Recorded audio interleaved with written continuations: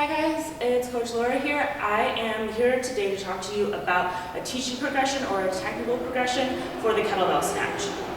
So, similar to the kettlebell clean, one of the biggest problems with the snatch is having the bruising on the back of your wrist happen when you go through to catch the bell and it swings over and slams on the back of your wrist.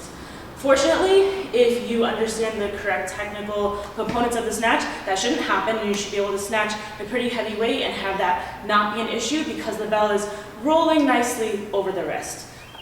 It's not super hard. There's a couple things I'm going to talk about, and you just have to practice them a few times, and then it'll be nice and smooth. So, we're going to go through a 3-step process. The first one is making sure that your single arm swing looks good, all right? Bringing it back down to the first components of the snatch. Then we're going to bring it into a high pull, and then finally snatch, all right? So, for the single arm swing, I just want to remind you guys, the power always comes from the hips, right? So I'm going to get my kettlebell about a foot in front. You can see an equilateral triangle here. Hips are down, chest is up. I'm going to angle the base of the bell off the floor, pack my shoulder blade. This arm is here squeezing, and then pop, pop, pop. So if I'm breathing correctly, I'm inhaling, not worrying about how high the bell gets.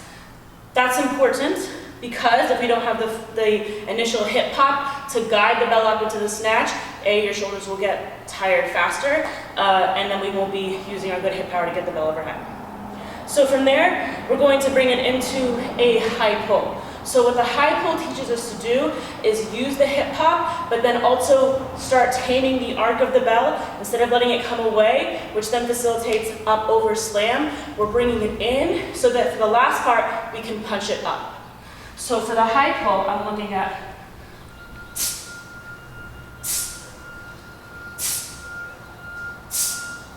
so bell floats up. You can imagine you have someone you don't really like behind you. You're taking your elbow, bam, right into their nose. Pop, slam, pop, slam. So that's our high pull. Very important, don't skip that step. From there, we're gonna add the punch through.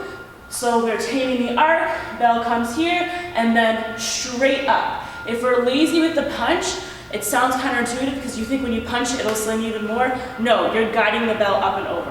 So we'll see what that looks like.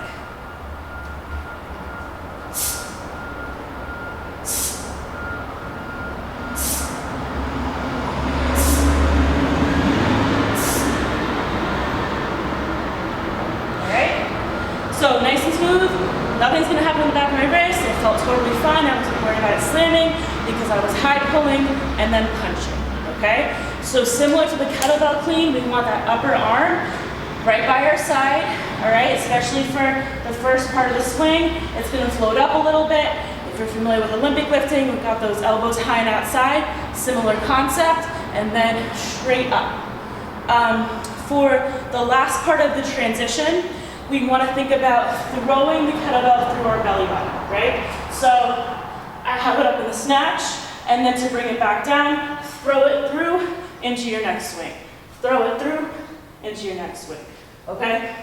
You can also choose, if you're not comfortable with it yet, bring it back down into your front rack position, and then reverse swing back down on the floor.